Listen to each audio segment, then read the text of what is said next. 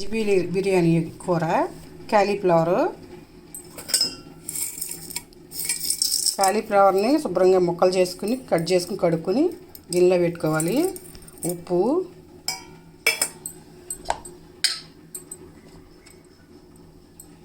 పసుపు,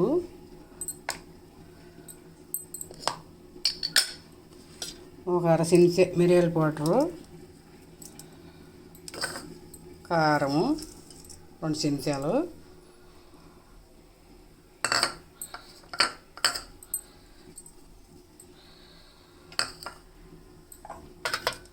ధనియాలు, జీరా పౌడరు,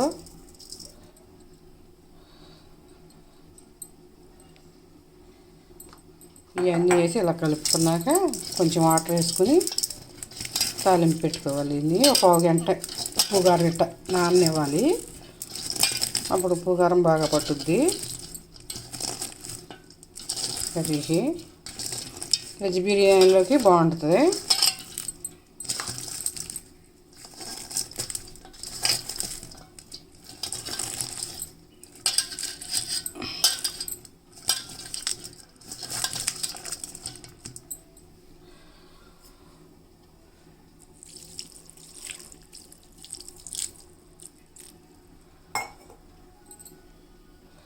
నానబెట్టుకోవడం ఇది.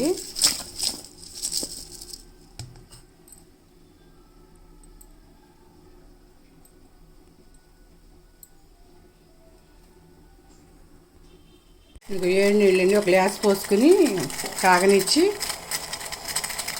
జీడిపప్పు వేసేయండి. నీళ్ళు దించినాక స్టవ్ కట్టేసి నీళ్ళు దించినాక ప్లేట్లో జీడిపప్పు దీంట్లో వేసేయండి. కూరలో వాటిలో వేసుకుంటే సాఫ్ట్గా ఉంటుంది, మెత్తగా ఉంటుంది. బాగా ఇలా నానబెట్టుకుని వేసుకోండి. గుజ్జు చేసుకోవాలన్నా ఇట్లా నానాక ఒక పావు గంట ఆగి 10 నిమిషాలు 5 నిమిషాలు ఆగినాక చేసుకోవచ్చు. ఇట్లా 7 నీళ్ళు వేసుకుంటే మెత్తగా బాగుంటుంది.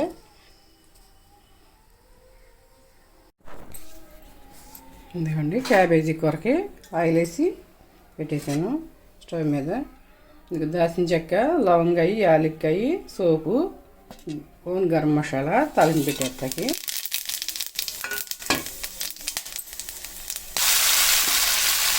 దీనిలో ఇట్లా వేసేసుకోవటం. ఇంకా క్యాబేజీ, అదే కాలీఫ్లవర్,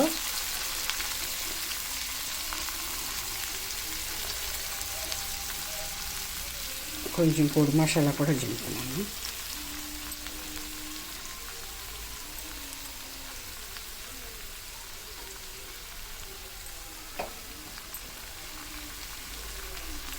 కొంచెం ఆగనివ్వాలి.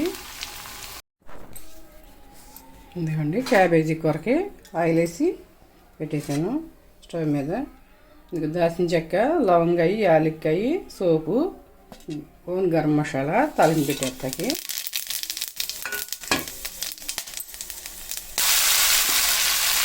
దీనిలో ఇట్లా వేసేసుకోవటం. ఇంకా క్యాబేజీ, అదే కాలీఫ్లవర్,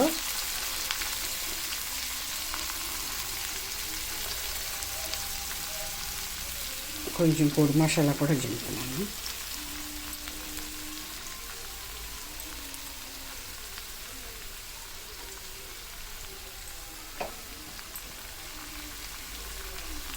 కొంచెం ఆగనివ్వాలి. ఇది నానబెట్టినవి జీడిపప్పు వేసేస్తున్నాను వాటర్ పాటినే. క్యాబేజీ ఉడకలుగా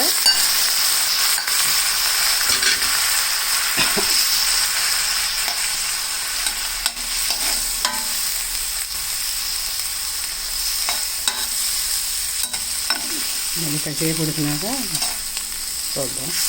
మెత్తగా ఉడకాలి. ఇది పచ్చి ఉంటుందిగా, బాగా స్మెల్ లేకుండా ఉండాలంటే కొంచెం ఉడికించుకోవాలి.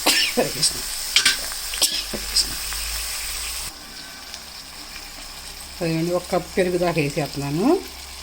ఇది మెత్తగా చెంచాతో కలుపుకోండి లిక్విడ్ లాగా, అప్పుడు మెత్తగా అయ్యిద్ది. 2-3 సార్లు చెంచాతో అట్ట మెత్తగా కలిపేసేస్తే కూరలోకి బాగా కలుతుంది.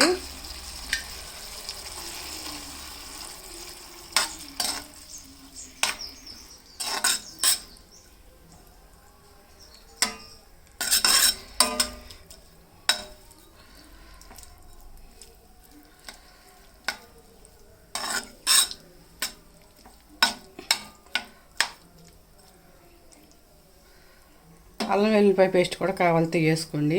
మేము తినట్లేదు, పూజ చేసుకుంటున్నాం. వేసుకుంటే బాగుంటుంది. అల్లం వెల్లుల్లిపాయ పేస్టు, గసగసాలు సొద్ద అని వేసుకుంటే కొంచెం గ్రేవీ అవుతుంది బాగా.